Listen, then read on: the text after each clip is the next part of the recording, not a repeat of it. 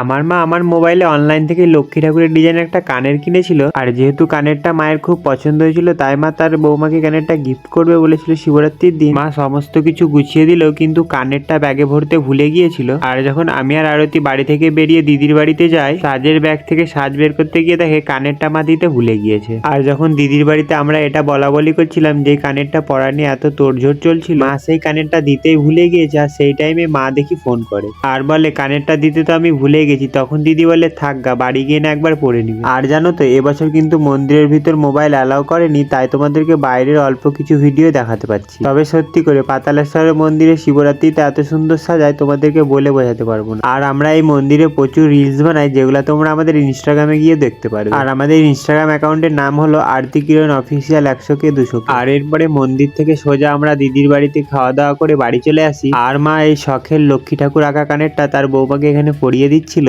কারণ মা ফোনেই বলেছিল বাড়ি যাওয়ার সময় যাতে কানেরটা পরে যায়, মা দেখবে কেমন লাগছে কানেরটা পরে। আর এখানে আমিও একটা কানের পরিয়ে দিলাম যাতে একটা রিলস বানানো যায়, কিন্তু কানেরটা খুব জোশে আমি চেপে দিয়েছিলাম। আর এই জোশে চেপে দেওয়ার কারণে আরতি আমার উপর একটু রাগ করেছিল, তবে তার মুখের সামনে ক্যামেরা ধরলে সে কিন্তু হাসতে লাগে লজ্জায়। তো আমার মায়ের পছন্দ করা কানেরটা পরে আমার মায়ের পছন্দের বৌমাকে কেমন লাগছে তোমরা অবশ্যই কমেন্টে জানিও। কিন্তু আজকের মতো এইটুকুই, দেখা হচ্ছে আবার পরের ভিডিওতে। আর হ্যাঁ, চ্যানেলটা অবশ্যই সাবস্ক্রাইব করে নিও কিন্তু।